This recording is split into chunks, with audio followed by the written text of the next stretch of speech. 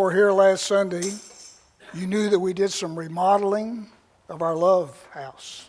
Anybody do any remodeling over the week? Fantastic. Or you guys were busy. Well, we remodeled last week. Now today we're going to build it from the ground up. Now I want to tell you, I majored in journalism at Baylor, so I'm not an artist. So when you see my architectural renderings for what your house of joy is going to look like, no judgment, right?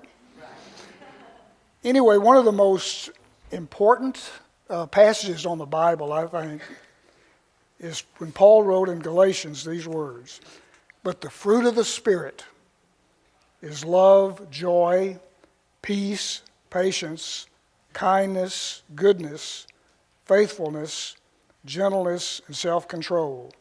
Against such things there is no law." And I mentioned last week that I'm really concerned. I think we have a spiritual crisis in this country in the area of love and joy.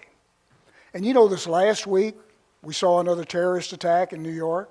It's awfully hard to be joyful, to be loving when you turn on the television and you see things like that happening. But it's even more important that we build these houses of love and joy so that no matter what is happening in the outside world, we'll have that to go to.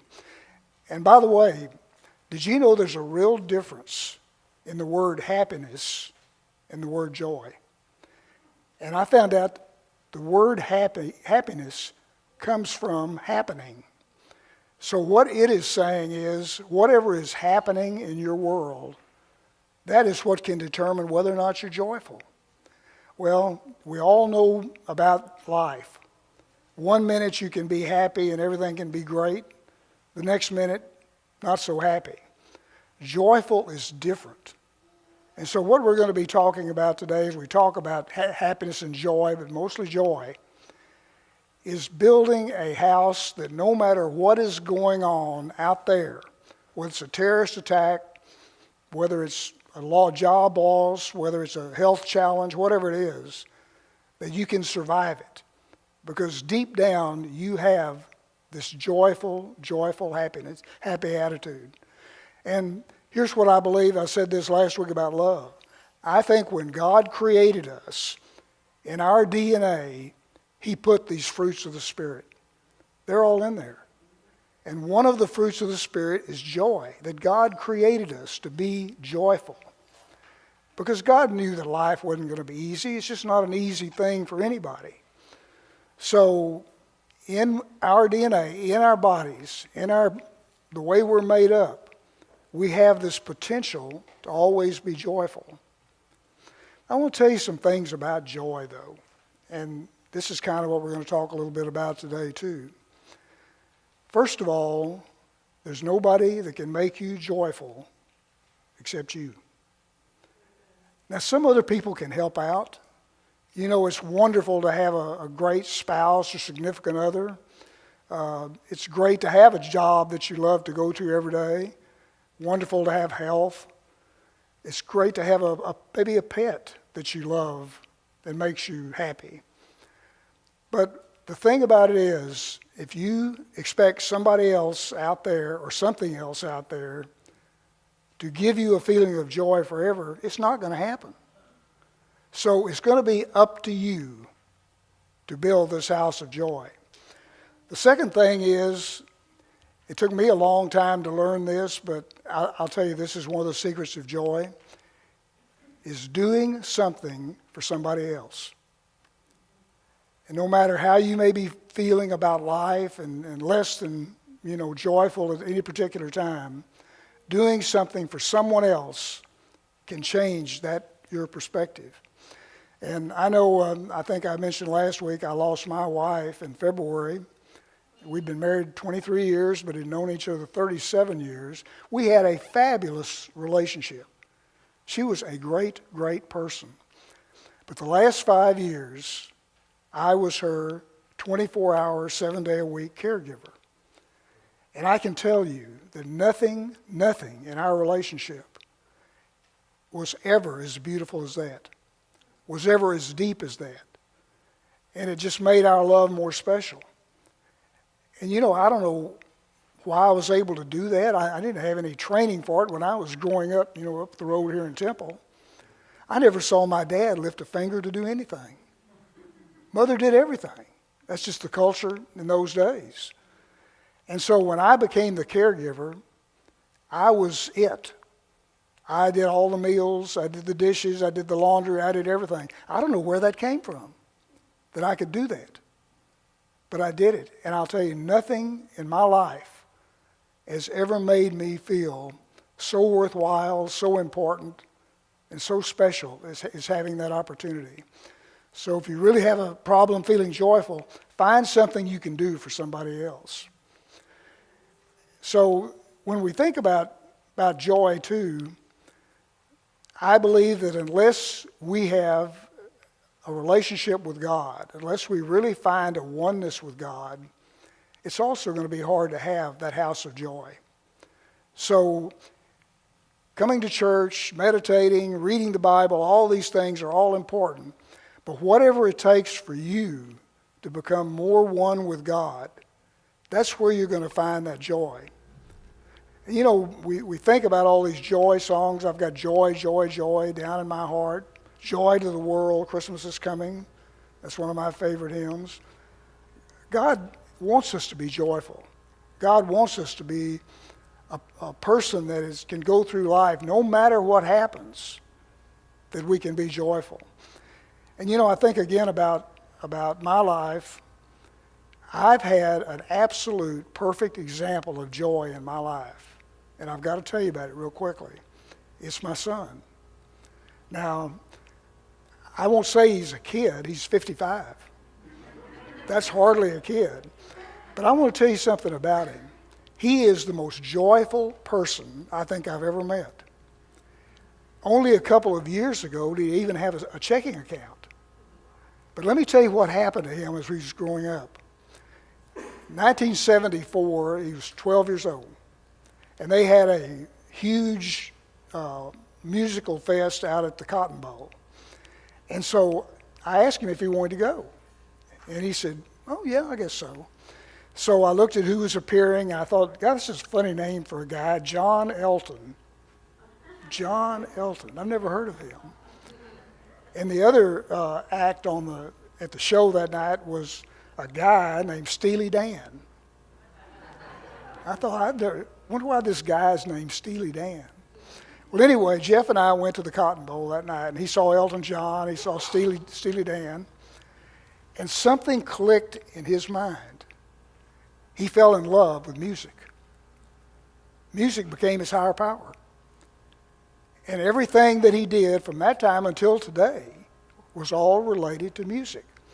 And don't think we didn't go through some times, because you know how long musicians wear their hair, right?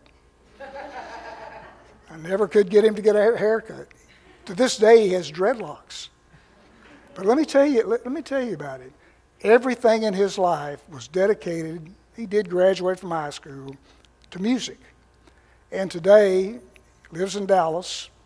He's the musical director for the Kessler Theater. I don't know whether anybody here knows about the Kessler, but if you ever have a chance to go to Dallas, it's in Oak Cliff. They have some of the greatest musical things. Now, they're not big names, but it was voted like the best musical venue in the city of Dallas.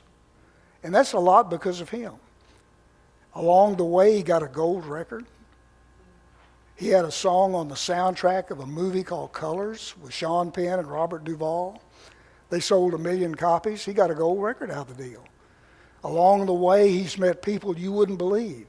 He was best friends in Dallas in the 80s with Edie Brickell, who's married to Paul Simon. And when Edie had her 40th birthday in New York City, she invited Jeff to come, flew him up there. And they had a party afterward, and Jeff said, here I am sitting around jamming with Paul Simon. Who would have thought it? But he fell in love with music that day at the Cotton Bowl. And I'm saying that it wasn't anything that was going to make him happy per se, because there were a lot of ups and downs as he was growing up. But it made him joyful. And he has never lost that joy to this day. And so that's what I would wish for you, that you would find the joy in your life. But I'm telling you, you're going to have to do it yourself. It's going to be better when you do something for other people. And also, God's got to be involved. Remember, God put that joy in you to begin with. And so anything, when you finally get connected with joy, God is going to be there to help you along with it. And when you think about life, and think about when we come into life as little kids, I think most small kids are joyful. You know, it's not as easy as it used to be, but I think most when they're young, they're joyful, they're open and receptive, to anything and anybody. Walt Disney has made $20 billion off of kids and making kids joyful and telling fairy tales and all of this. I've been to Disney World. I've been to Disneyland. I was in my 40s and 50s when I went. And I can tell you, I loved it. But I remember the looks on the faces of those kids there because they were happy and they were joyful. But somewhere along the line, kids start getting older. And there starts maybe some pressures in school, to do well in school, to be perfect, to be popular, to all this kind of stuff. And maybe life isn't that quite happy anymore. Growing up as a teenager, I can't imagine how difficult and challenging that is today. And then the joy has gone up, down, and then when you're in your 20s and so forth, it starts going, I think, up again. You find a significant other or a spouse. You get a job that you love. You start having some purpose in your life. And so the happiness level kind of gets up a little bit more. And then you get older. You get your first AARP card in the mail. And don't tell me, I know that your joy level kind of started down there. You go to the doctor and you get a not so good diagnosis. You start having arthritis, that guy that comes around. Getting up and getting around is not as easy as it could be. Then you start having losses. People start dying. People start getting out of your life. And so here we go again. The joy was up, then it was down, now it's up. But that's happiness. That's happiness. That's what has happened to you.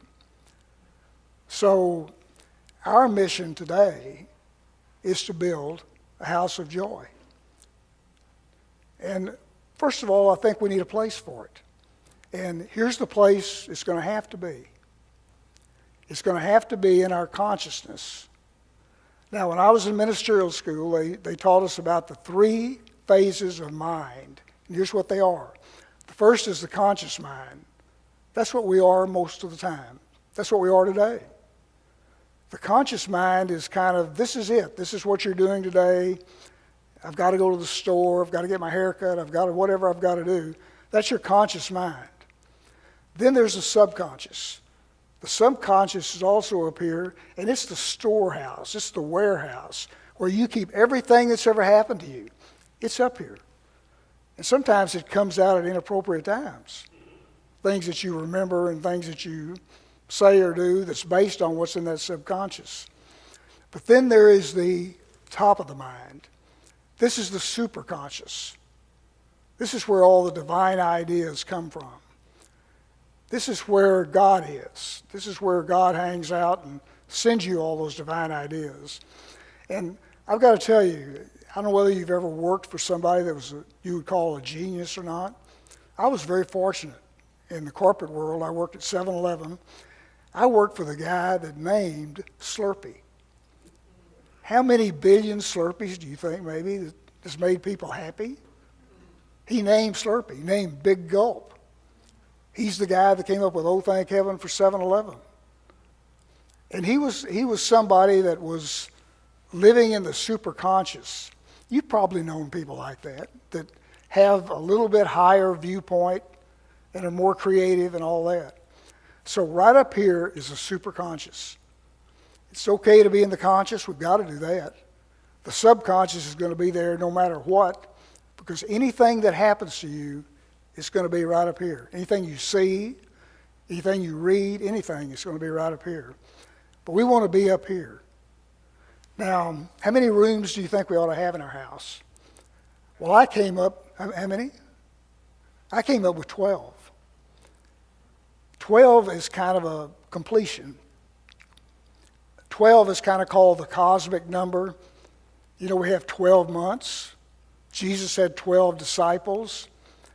12 is mentioned in the Bible 187 times, 22 times in Revelations. So I think we ought to have a 12-room house. So here's my architectural drawing. First of all, the first floor. This is our joy house. And the first thing we're going to have is a welcome room. That when anybody comes into our joy house, and that includes us, they're going to get a big welcome. They're going to get, I'm glad you're here. They're going to feel welcome when they walk in. Now here's my idea for it.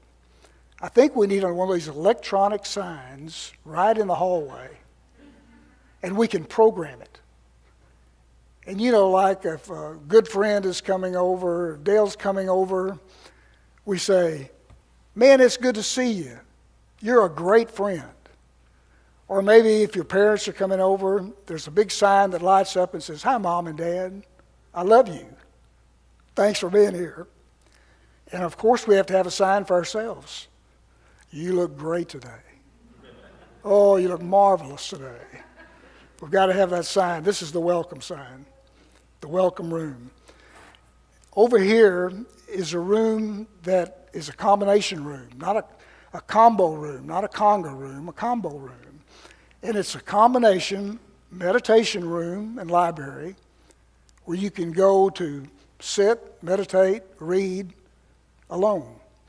But then I'm going to call it the beverage room because it's a place where you can go to have a beverage. If it's by yourself, like I do, I have a cup of coffee in the morning. But maybe you want to invite somebody in for tea or a beer. Maybe something stiffer than that even. But you've got it right here at the beverage room because the beverage room says friendship too. It says joy. Over here is a very important room. I call it the trophy room. And in the trophy room is a reminder of every good thing you've ever done. Now, maybe you were queen of sports. Maybe you were captain of the football team. Maybe you were cheerleader or the pep squad or whatever it is. It doesn't have to be anything that big, but something. Maybe you won the spelling bee in the 6th grade. This is your trophy room. But it's also a room that reminds you, and this is a trophy, how much strength that you've shown over the years when you've been facing challenges.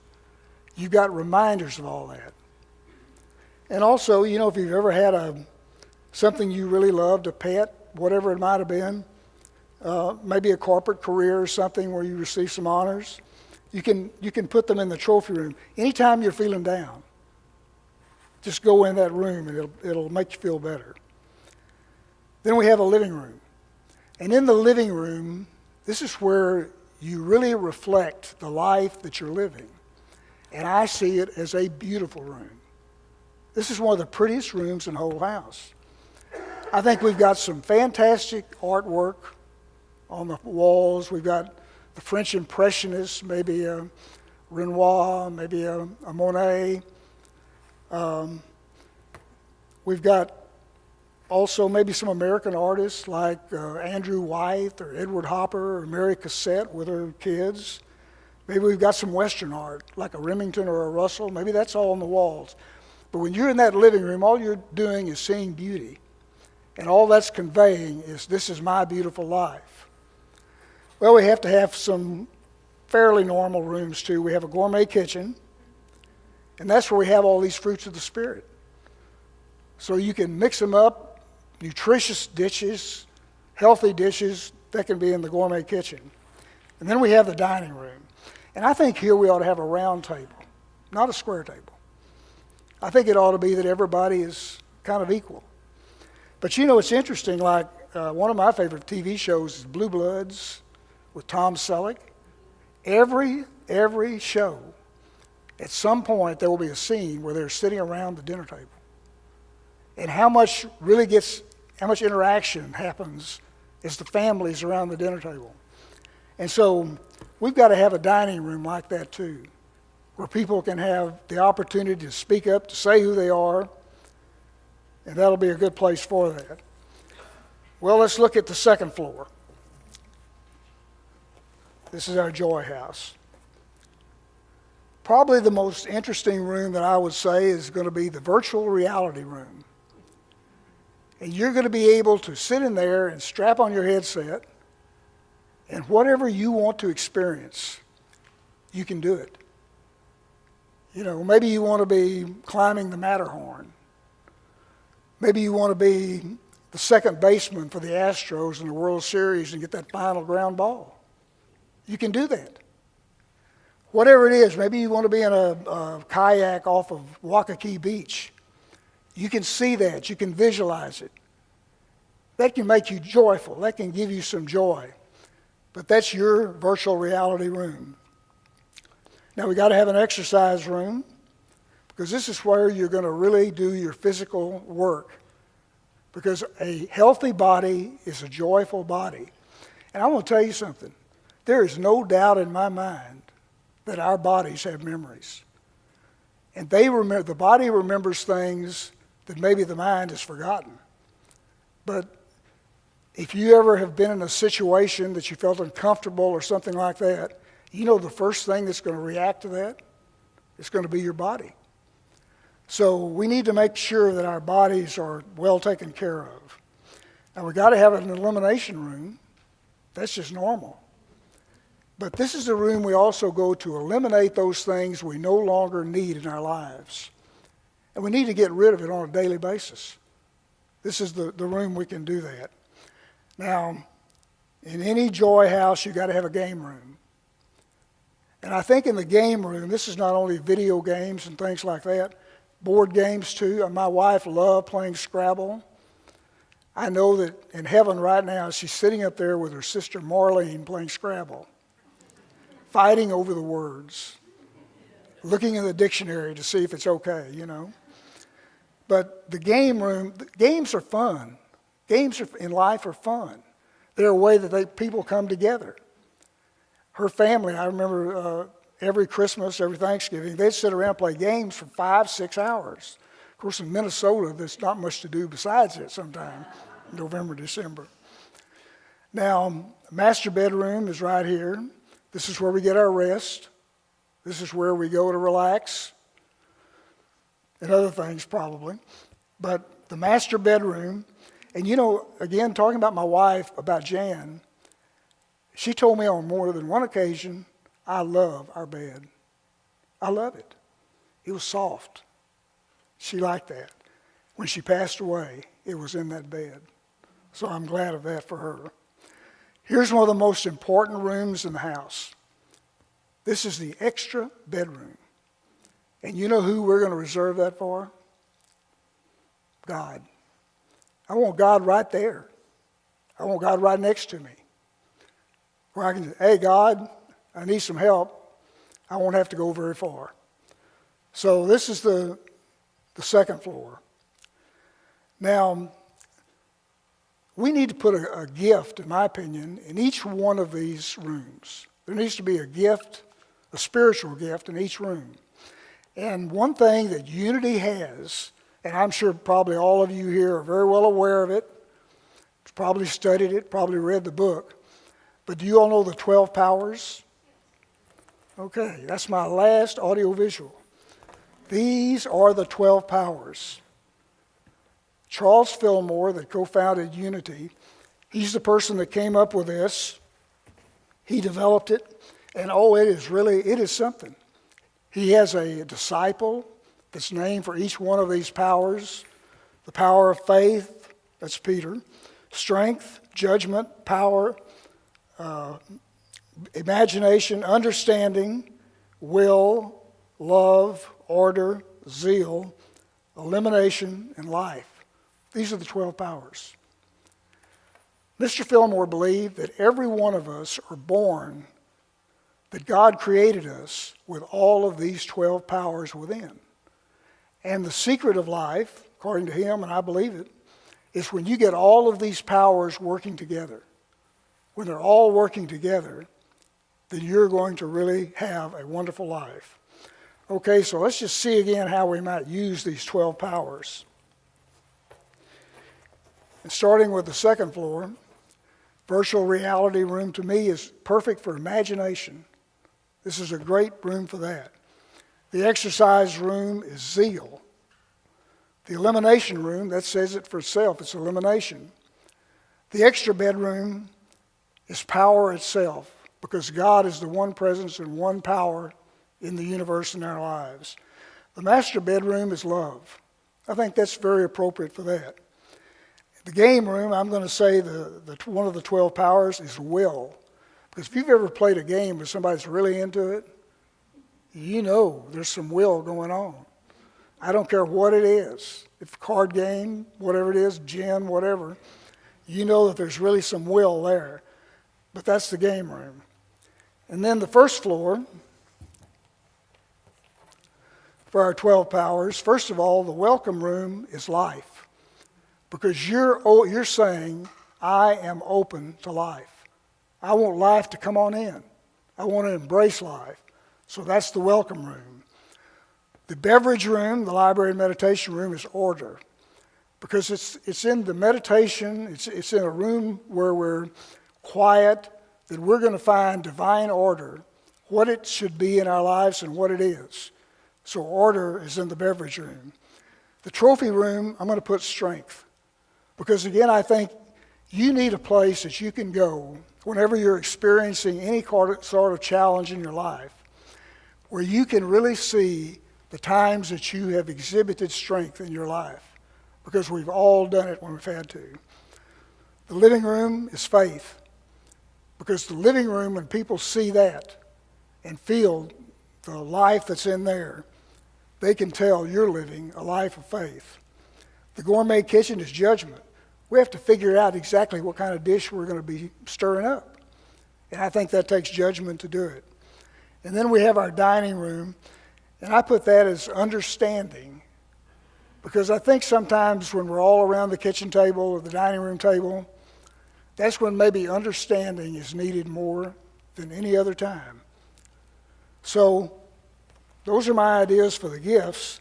And again, I think the 12 powers, faith, strength, judgment, power, imagination, understanding, will, love, order, zeal, elimination, and life. This is a secret to joy. This is a secret of having a joyful life, no matter what's going on out there. So as we kind of wrap up our joy, thinking about joy, I'm going to preview a little bit of the daily word for next Thursday. And I just want you to hear some of these words about joy. The affirmation is, my heart is overflowing with joy. Would you repeat that with me? My heart is overflowing with joy. I wake up every morning with a song of joy playing in my mind. I choose to look forward in anticipation of all the wonderful things that lie ahead of me. Making a choice to be happy is not always easy, but I know it's worth doing. It sets the tone for everything that is to follow. I commit myself to seeing the good in life. Even if something appears to be negative, I affirm that there is more to it than meets the eye. What seems to be wrong could be a blessing in disguise. The joy I feel is so strong that I feel compelled to share it with others. I remind myself that one simple smile or kind word can turn someone's day completely around. It fills me with happiness to know that I can be an ambassador of divine joy and love. And also I want to mention something about one sentence in here about the blessing in disguise. I can tell you that some of the things that happened to me that I thought were the worst things in my life turned out to be the best. Some of the things I thought were great at the time didn't turn out to be that great. So when something happens, give it some time to play out, because there may be something there that will eventually lead to joy. And so I think this is our ultimate gratitude list, to have all of these 12 powers that are in our house of joy. Permanent residence. We can build a house of joy, and I want to tell you, you can build it today. You can build it tomorrow. You can build it next week. But whenever you finish it, whenever you've got your house of joy here in your heart, you know who's going to hand you the keys to your house? It's going to be God. And he's going to say, you are my beloved son, you are my beloved daughter, in whom I am well pleased. Thank you, and God bless you. Amen.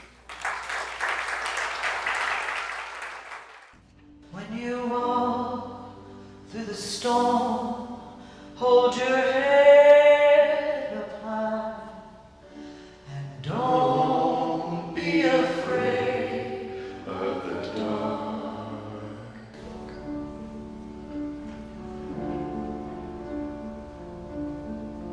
At the end of the storm, it's a golden sky and the sweet silver song of the Lord. Walk on through the wind, walk on through the rain, though your dreams be tossed and blown. Walk on, walk on, with hope in your heart, and you'll never walk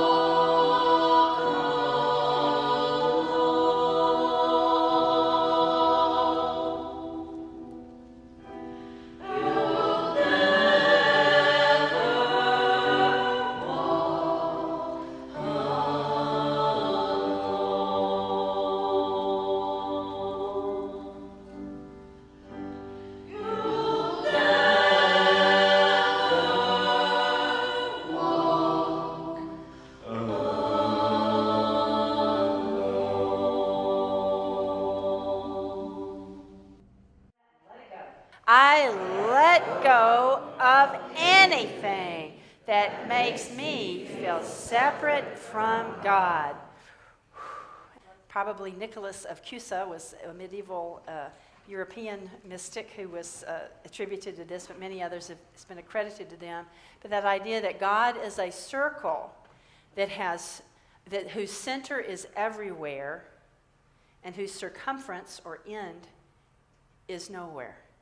You know, if we think about God as the principle of life itself, in some sense, that principle is not visible to our senses, right? It's not touchable in the sensory way, in the material way.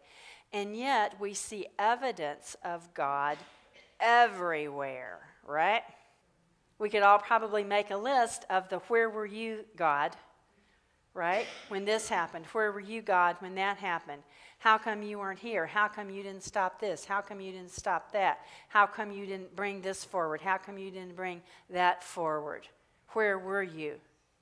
That's what the spiritual journey is about. That's what we're doing here in this spiritual community, is grounding ourselves in the truth that who we are, that we are God in expression, that the Christ lives in us. We are people who are willing to change. People who are willing to live from the inside out. People who are willing to let go of the stuff in that bag, right? To trust God and to step out.